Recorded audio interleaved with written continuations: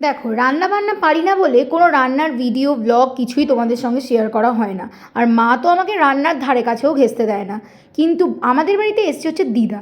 তো দিদা আসলে না একটা স্ট্রেংথ পাই যে দিদার কাছে আবদার করার যে, "চলো দিদা কিছু একটা বানাই।" যদিও আমি দিদা বলি না, দিম্মি বলি। তো বুঝতেই পারছো এখানে চলছে হচ্ছে মাংস ম্যারিনেশন।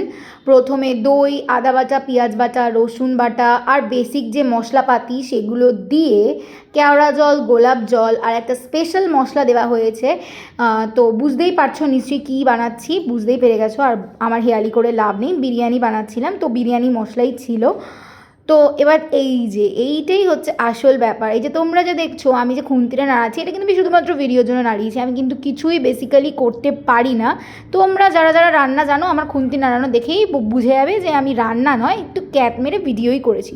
সো যাই হোক, মাংস ঠাংস কষানো রেডি। আর ওখানে কিন্তু দুধের মধ্যে কেশরও গোলা হয়ে গেছে। তারপর তো খুবই বেসিক স্টেপ, যেটা তোমরা সবাই জানো, যে বিরিয়ানিটা লেয়ারিং লেয়ারিং করে সাজাতে হয়। তো প্রথমে ঝোল দিয়ে, তারপর মাংস, আলু, রাইস এগুলো দিয়ে একের পর এক সাজাতে হবে। তো ভাতটা দেখো তো এত গরম ছিল যে আমার হাতে এত গরম লাগছিল, দিয়ে মা বলছে যে রান্না করিস না, তো তাই জন্যই তোর হাতে বেশি গরম লাগছে। হতে পারে মেবি যে আমার হাতে একদম স্যুট করছে না। আর জানো, আমি এত আতুপুতু না, সব কিছুতেই আমার একটুখানি বেশি ইয়ে হয়। যাই হোক, বাদ দাও।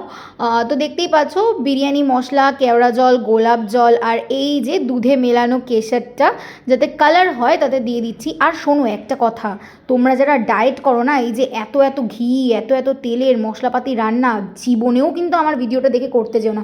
অবশ্যই তোমরা বিরিয়ানি খাও জানি, কিন্তু তবুও আমারটা দেখে করো না। তারপর যদি মোটা হয়ে যাও তখন কিন্তু ভাই আমাকে দোষ দিও না, কারণ আমি তো কোনো ডায়েটই করি না। রোগা হই মোটা হই আমার কিছু যায় আসে না, বুঝলে তো।